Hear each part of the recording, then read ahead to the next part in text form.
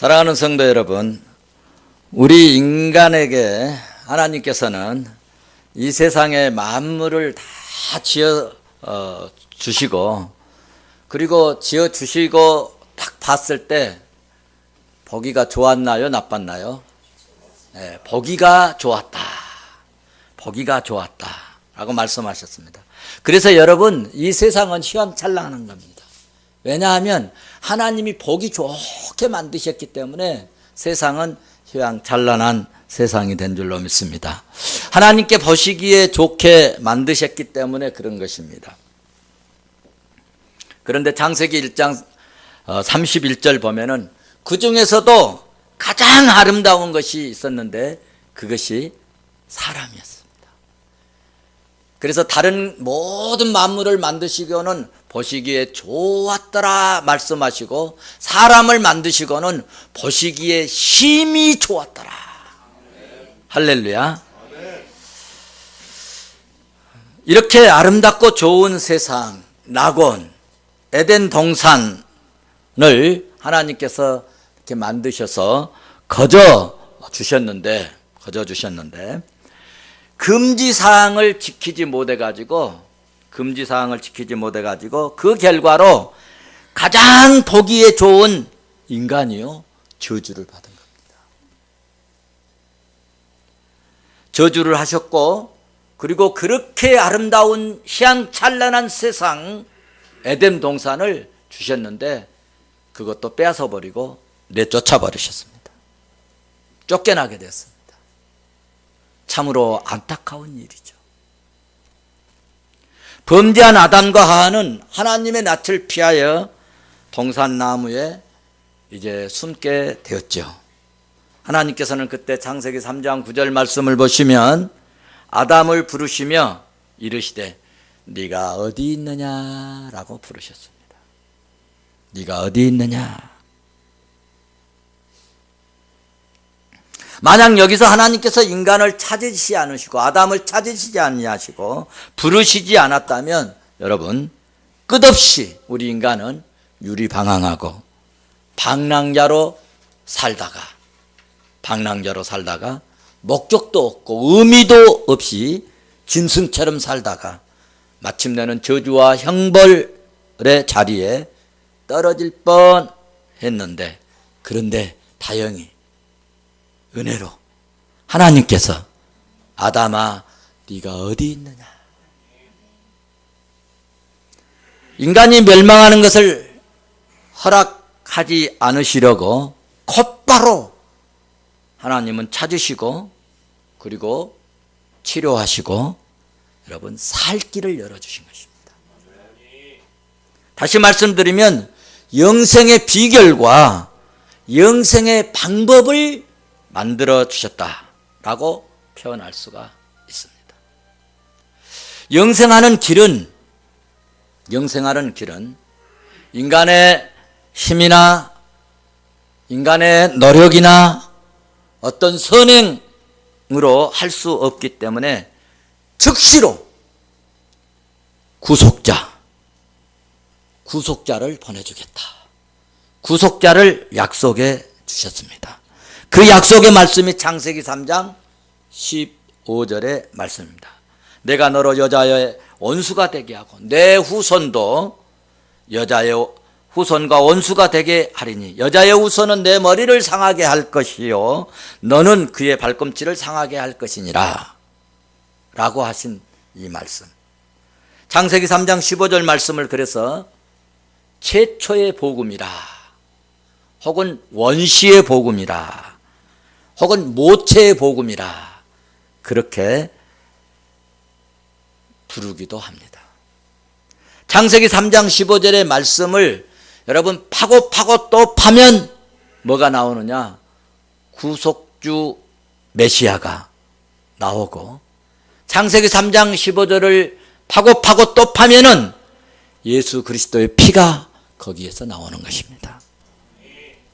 어쨌든 하나님께 나아갈 수 없는 죄인이, 하나님 앞에 나아갈 수 없는 죄인이 이제 하나님께 나아갈 수 있는 길을 보여 주신 것인데, 그 증거로 창세기 3장 21절에서 아담에게 가죽옷을 입혀주셨다는 것입니다. 이것은 매우 중요한 암시적인 사건이고 매우 중요한 구속자적인 예표를 보여주는 사건입니다. 여기서 중요한 것은 가죽옷을 지어 입히기 위해서는 짐승의 희생이 필요하다. 짐승의 죽음이, 짐승의 희생이 있어야 한다는 것입니다. 그래서 히브리서 9장 22절에서 말씀하시기를 피 흘림 없이는 뭐가 없다? 제사함이 없느니라. 그렇게 말씀하고 있습니다. 이것은 인류 최초로 동물에 의한 제사가 여러분 암시된 그런 사건입니다. 여기서부터 성경의 제사가 시작된 것입니다. 창세기 3장 21절에서는 여호와 하나님이 아담과 그의 아내를 위하여 가죽옷을 지어 입히시니, 이것은 여러분 아담의 첫 번째 제사였습니다. 창세기 4장 1절에서 5절 말씀까지 보면은 가인과 아벨의 제사가 나오죠. 8장 18절에서 21절부터 21절까지는 노아가 하나님께 제사를 하였습니다.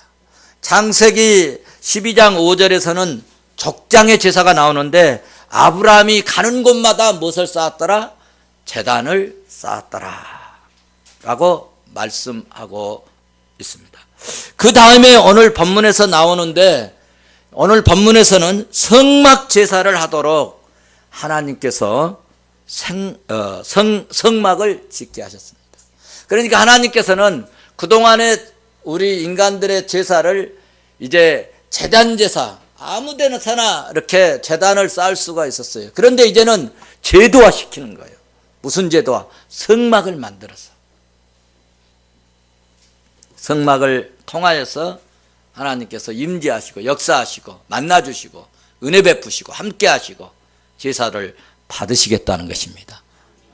할렐루야.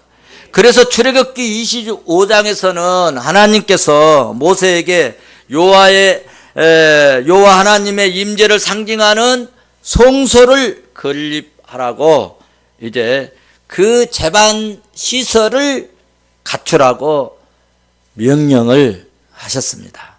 오늘 본문 8절 말씀을 보시면 내가 그들 중에 거할 성소를 그들이 나를 위하여 짓되, 9절 말씀을 보면은 물은 내가 내게 보이는 모양대로 장막을 짓고, 하나님이 제시한 대로 하나님이 주신 설계대로를 따라서 지으라는 겁니다. 지구 하나를 만드는 것도 하나님께서 하라는 대로 만들라는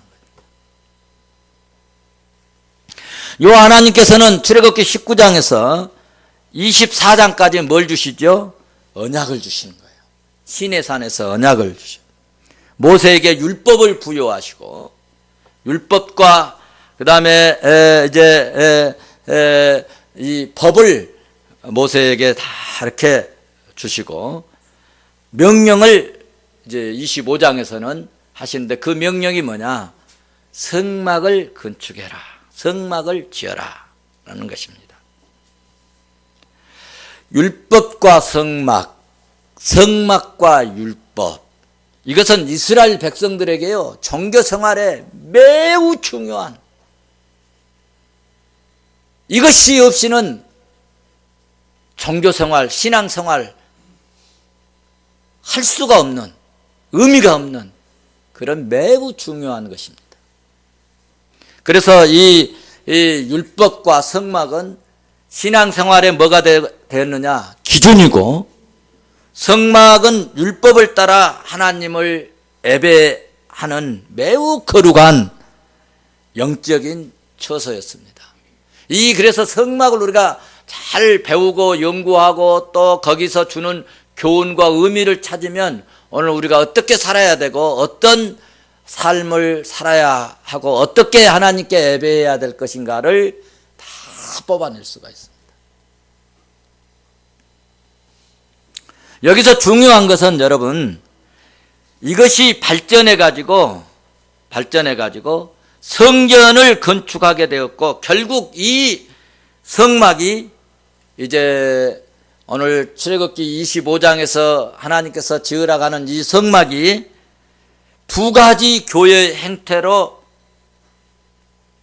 발전하게 되었는데, 하나는 해당식 교회. 해당식 교회는 율법을 가르치고 말씀을 가르친, 예수님도 오셔서 어디에서 말씀을 듣고 토론했죠? 해당에서. 이 해당식 교회로 발전했고, 또 하나는 성례의식과 성막과 성전의 제사의식은 오늘날 성례 중심의 교회로 변모했다.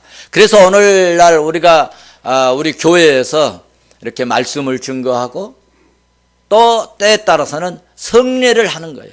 성찬식을 하고. 이것이 어디에서 근본이 왔느냐 하면은 성막 제사에서부터 왔다는 것입니다.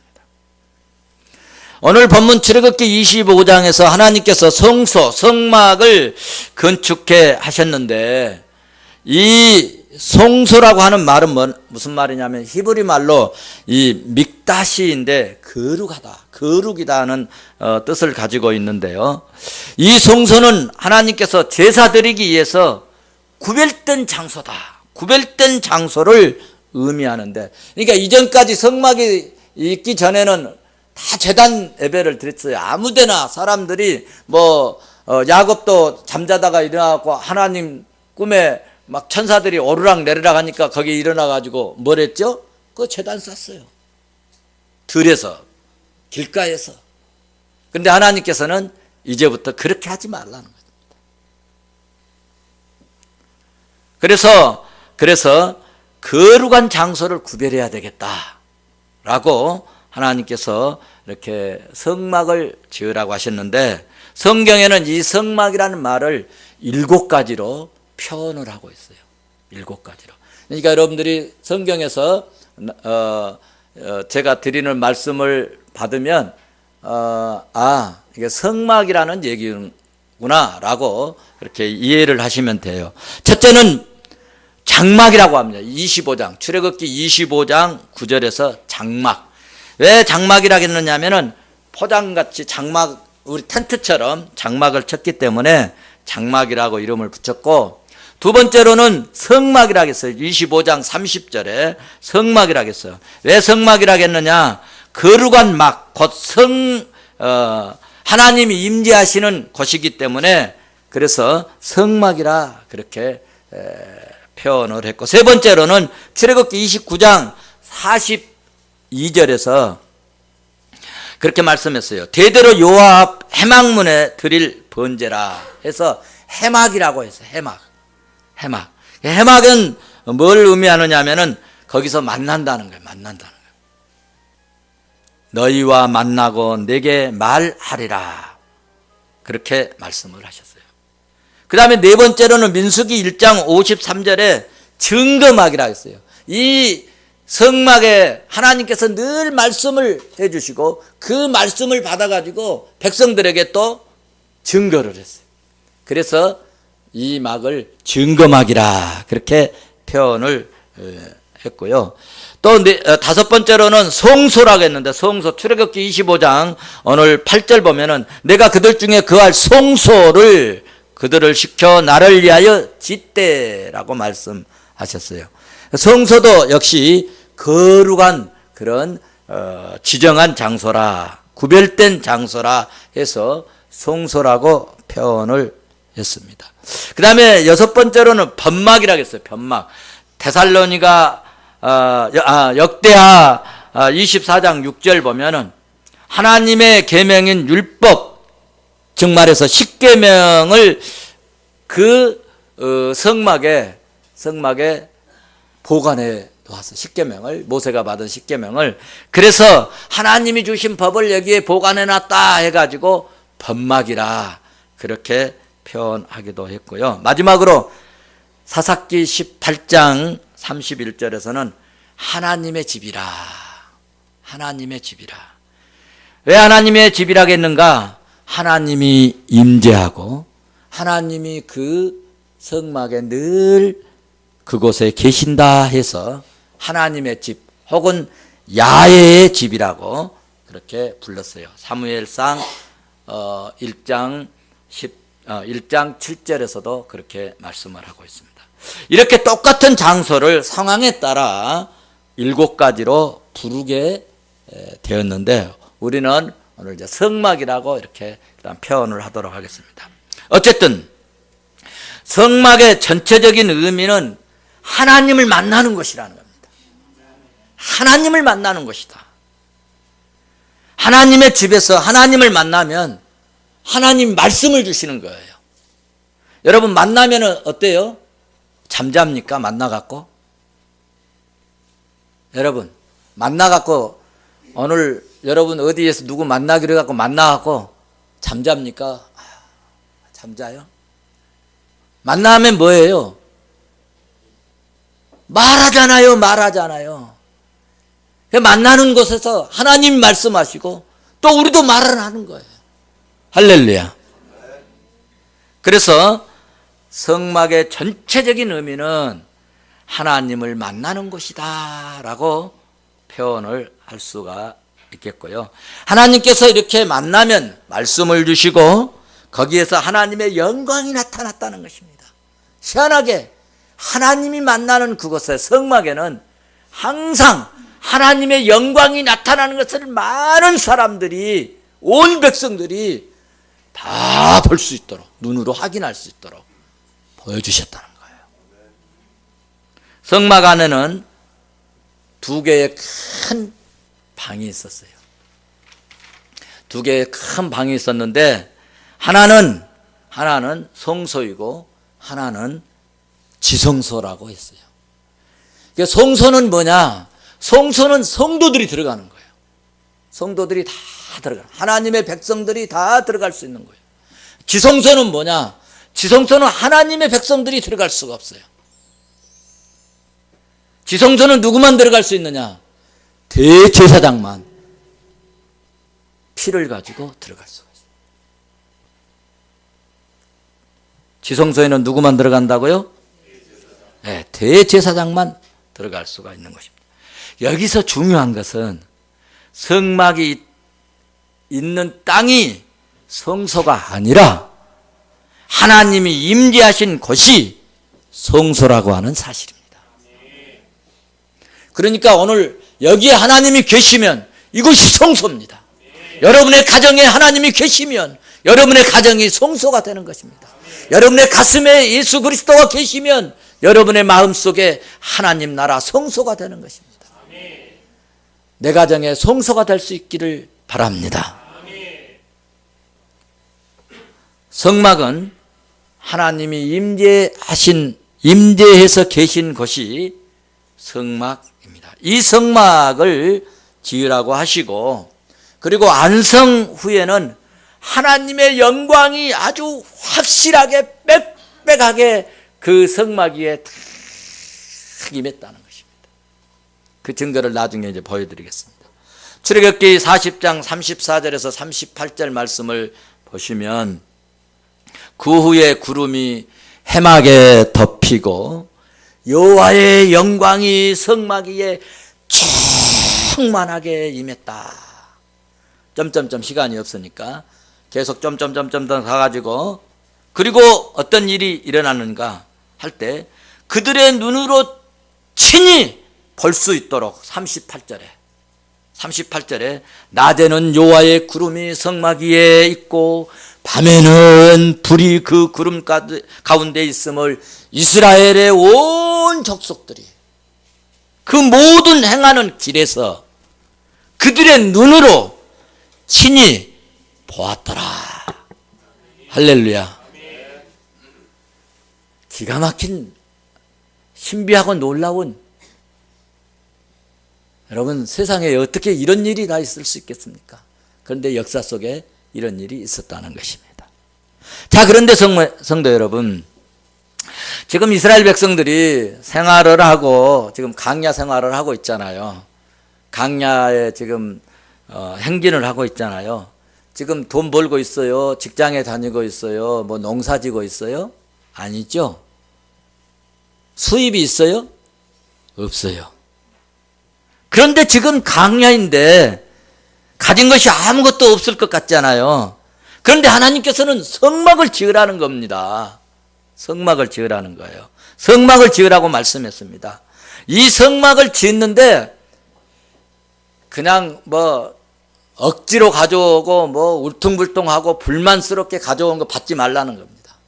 기쁨으로 가져오는 것만 받아가지고 지으라는 겁니다. 오늘 본문 1절에서 2절. 그리고 이 성막을 보통 지으라는 것이 아니고요. 강야에서. 강야니까 여러분 텐트니까 대충 뭐 말뚝 좀 받고 나무 잘라다가 뭐 천막 치고 그렇게 할 수 있지 않겠습니까? 그런데 여러분 이 성막은 보통 집이 아니고 세계에서 여러분 가장 비싼 집을 지으라는 거예요. 세계에서 가장 비싼 집. 여러분 우리가요 이 성막은 하늘에 성막이 있고 땅에 성막이 있는데 하늘에 우리가 올라가면 세상에서 가장 비싼 멋진 거울에서 살 줄로 믿습니다. 할렐루야. 그런 은혜가 있기를 주의 이름으로 축원합니다.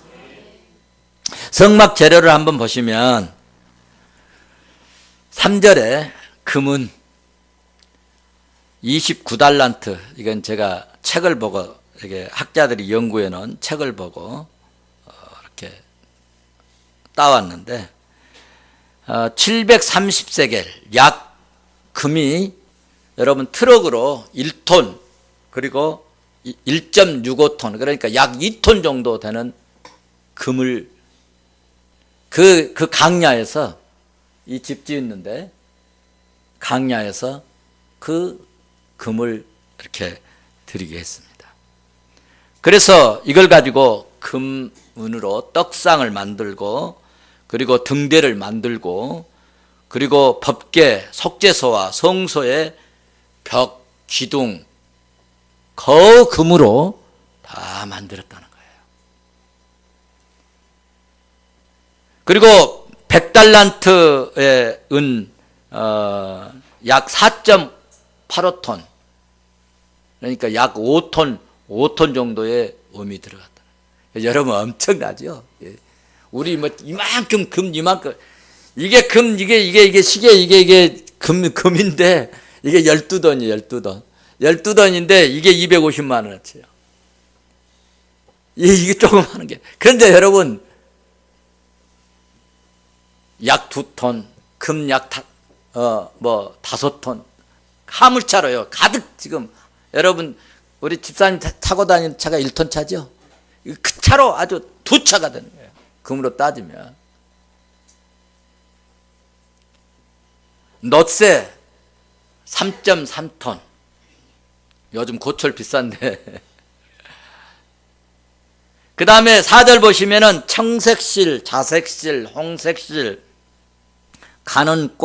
가늘게꼰, 배실 등에 이렇게 사용이 되었고요. 5절 보면은 염소가죽, 비싼 가죽만 쓴 겁니다. 수양가죽, 고래가죽 이것들로 성서 덮개로 사용하도록 했어요. 6절을 보시면 갖가지 향료와 분향할 향로 등을 만들게 했고 7절을 보면은 제사장이 입을 옷도 만들게 했습니다. 현시세로 그래서 여기에 들어가는 이 금액이 현시세대로 한다면은 약 276억 원이 들어갔다. 276억. 대단하죠? 이와 같은 애물을 성도들이 어떻게 그 강야에서 만들었을까? 출애굽할 때요. 너희들은 할 수만 있으면 주인들 것이든 누구 것이든지 됐든지 금은을 가지고 가라고 했어요. 뭐 하려고 그 강야 생활하면서 그 금은을 가지고 가라겠는가 했더니 성막을 만들게 하시려고. 여러분에게 오늘 하나님이 주신 물질, 축복, 하나님 나라를 위해서 쓰라고 주신 줄로 믿습니다. 이 진리를 깨달으시기를 바랍니다. 그런데 이렇게 만든 다음에 어떤 역사가 일어나는가? 이것이 더 귀하고 은혜로운 내용들이 성경을 통하여서 가르쳐 주고 있습니다. 이와 같은 애물을 성도들이 애굽에서 꼽을 쳐 가지고 갖고 나온 매우 이제 그 가지고 나온 것들을 매우 기쁜 마음으로 아낌없이, 오늘 본문 2절에 아낌없이 너도 나도 앞다투어 나도 내겠습니다. 나도 내겠습니다. 우리 옛날에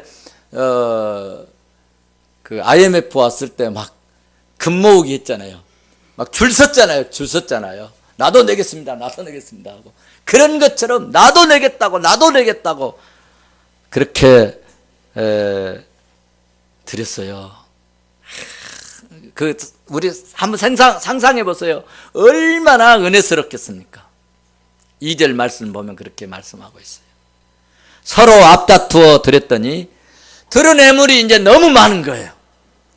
너무 많아서 마침내 애물 가져오는 것을 그만 가져오라 정지 명령을 내리게 됐어요. 우리도 이런 역사가 있었으면 좋겠어요. 할렐루야. 출애굽기 36장 6절에서 그만 가져와라. 가져오면 안 된다. 정지 명령. 그러니까요, 하나님이 받아주실 때 내는 것이, 드리는 것이 복입니다.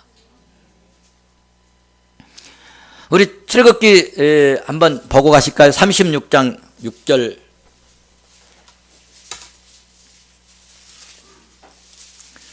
저는 여기 말씀 준비하면서 막 신나가지고요. 야, 정말 세상에 얼마나 당시 은혜스러웠을까. 36장 6절 7절 같이 봅니다. 시작. 모세가 명령을 내리매 그들이 진중에 공포하여 이르되 남녀를 막론하고 송소에 들을 애물을 다시 만들지 말라 하매 백성이 가져오기를 그치니 있는 재료가 모든 일을 하기에 넉넉하여 남음이 있었더라. 아멘. 할렐루야. 기가 막힌 하나님의 역사입니다. 처음에 제가 탁 성막 준비하러 들어가면서 야, 이 재료를 어디서 구했을까? 어떻게 구할까? 그런데 성도들이, 백성들이 다 가져왔다. 그것도 기쁨으로 앞다투어서 가져왔다는 것입니다. 참으로 하나님의 은혜가 역사하면 없는 것을 있게 하실 줄로 믿습니다. 성막을 이렇게 이제 정성껏 기쁨으로 다 지었을 때 놀라운 기적의 역사, 신기한 일이 일어났습니다. 출애굽기 40장 34절 37절 말씀을 보면은 여호와의 구름이 해막에 덮이고, 할렐루야, 여호와의 영광이 성막에 충만했다. 그리고 재미있는 것은 그때부터 낮에는 여호와의 구름이 성막 위에 머물러 있었고,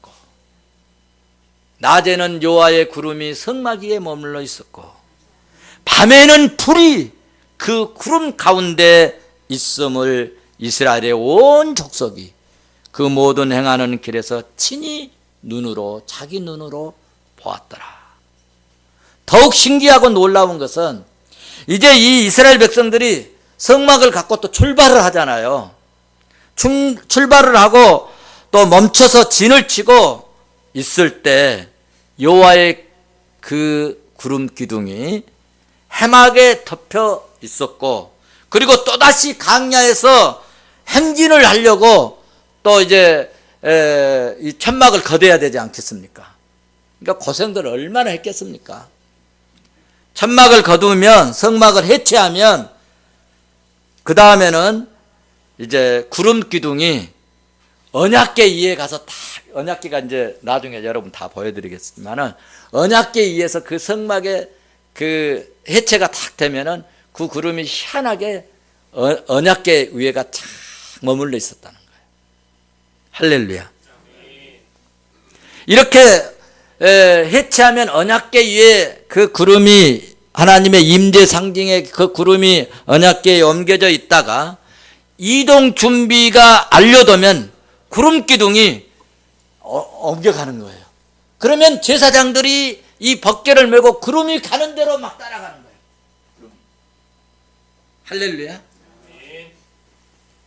그래서 구름이 멈추면 이제 행진을 멈추게 되었고, 그리고 이 성막을 이제 또 세우잖아요. 멈춰갖고 성막을 세우면 성막 위에 구름이 덮이고 여호와의 영광이 성막 위에 충만했고 밤에는 불기둥 가운데 머물러 있었다 라고 말씀을 하고 있습니다. 얼마나 신기하고 놀라운 일입니까?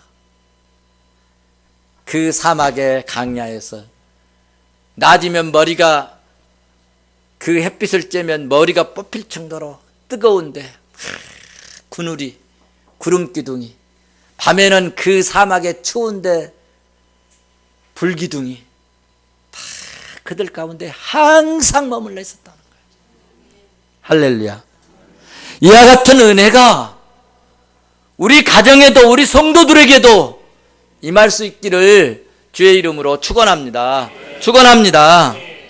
자, 그런데 성도 여러분, 지성소에는 아무나 들어갈 수 있다 없다? 없다. 접근할 수 없다. 접근할 수 없었고, 만약에 언약궤를 만지는 자는 누구를 막론하고 즉시 죽임을 당했다는 거예요. 왜 이런 일이 일어났을까?